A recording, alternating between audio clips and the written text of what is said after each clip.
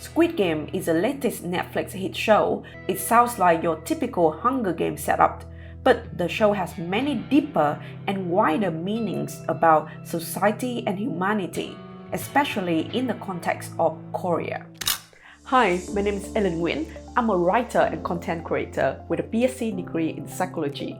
This channel is not about film reviews, but I do love extracting messages and lessons about relationships, self, and life from films and books. So if you enjoy this type of content, click the subscribe button below. A warning is that this video contains spoilers, so only continue if you have seen the show. Squid Game reflects the contradictions of Korea. Korea is quite an interesting country. According to a Korea Herald article, it has a capitalist economy, socialist structure, and communist mindset. The economic growth is 9.5% year-on-year, the fastest growth in a decade, and have witnessed an upward trend over the last few years thanks to the benefits of capitalism. Yet, Korean media and people openly condemn big corporations such as LG and Samsung and criticize the rich and powerful. The rich and powerful are seen as evil.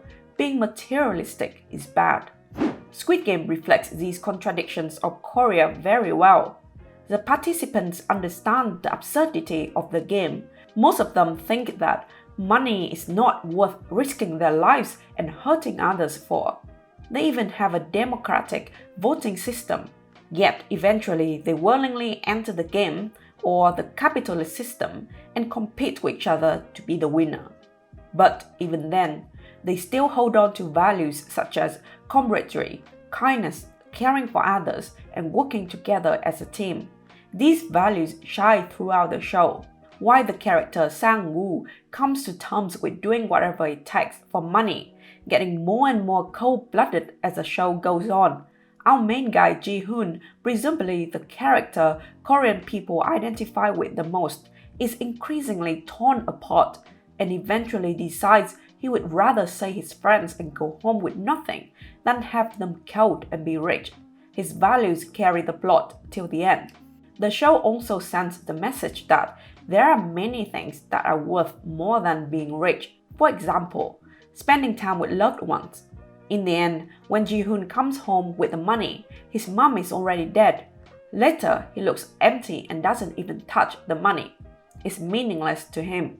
On the other hand, Il-nam, the old man, has all the money in the world, yet still lacks companionship and true fun, which to him can be achieved by playing with others, things that the poor do very well. All in all, it's a clear attack on capitalism. It demonstrates that money brings out the worst from people. Inequality puts people in a living hell. There are far more valuable things in life than money, and the rich has way more money than what they know to do with. And instead of helping the poor, they turn the poor into entertainment at the expense of the poor. Capitalism promises that hard work will lead to success. If you hustle harder, you eventually become rich. People naively think that they will all be given an equal opportunity. Anyone can win. But in reality, it's extremely competitive out there. And like Squid Game depicts, fair game is a lie. There are people who will cheat and hurt others. You either die or sacrifice to win. It's not good for all. It screams the question. You might get rich, but at what price? According to an article from the Straits Times, many Korean people under the current capitalist economy, especially the self-employed, which accounts for 24.6% of all income earners, feel like they are playing the Squid Game. And I quote, "They are suffering due to skyrocketing property prices, surging household debt, widening income gap, and high youth unemployment, all exacerbated by the pandemic." Though I know it's not a political show, but I think focusing on those rich guys who run Squid Game is a distraction from the real problems that put people in unpayable debt in the first place. Take someone like Ji-hoon. He has a degree, he has a full-time job before, he tries to run his business twice, but all fail. He's not lazy or stupid. It looks like he's doing things anyone in a capitalist economy would try to do. yet he ends up in extreme debt and barely livable conditions. I've seen other reviews criticizing his gambling, but I think it's the symptoms, not the cause.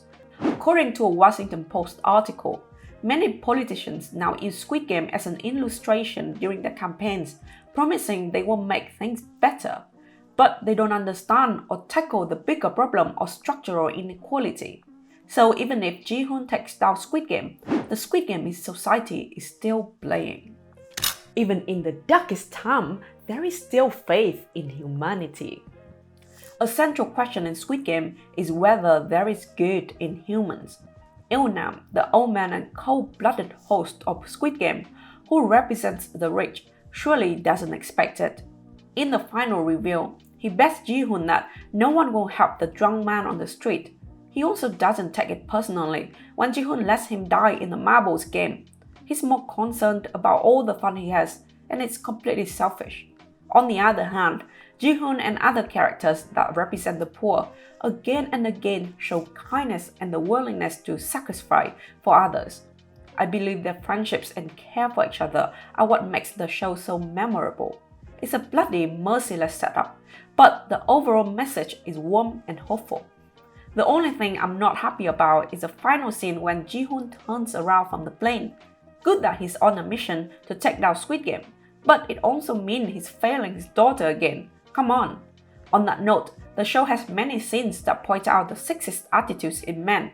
They exclude women, assume that men are better than women. Meanwhile, women are the ones who are more likely to sacrifice for others. For example, the girl who dies for Sebek, or the woman in the husband and wife pair. When they all beg to end the game the first time, the first 3 people who kneel are also women who say they have children to take care of. No man would say this. Well, at least the female characters in the show are all very strong and resilient, which I love. My final verdict? It's a brilliantly and beautifully executed show. The plot is well thought out, the sets are stunning, the characters are well cast, and it's thrilling and touching. If there is a season 2, I'm happy to watch Ji-hoon team up with the police guy, who hopefully is still alive, and take down Squid Game operations in John Wick style. I hope you enjoy my analysis. Don't forget to like and subscribe and leave a comment below. I will reply to you. See you next time.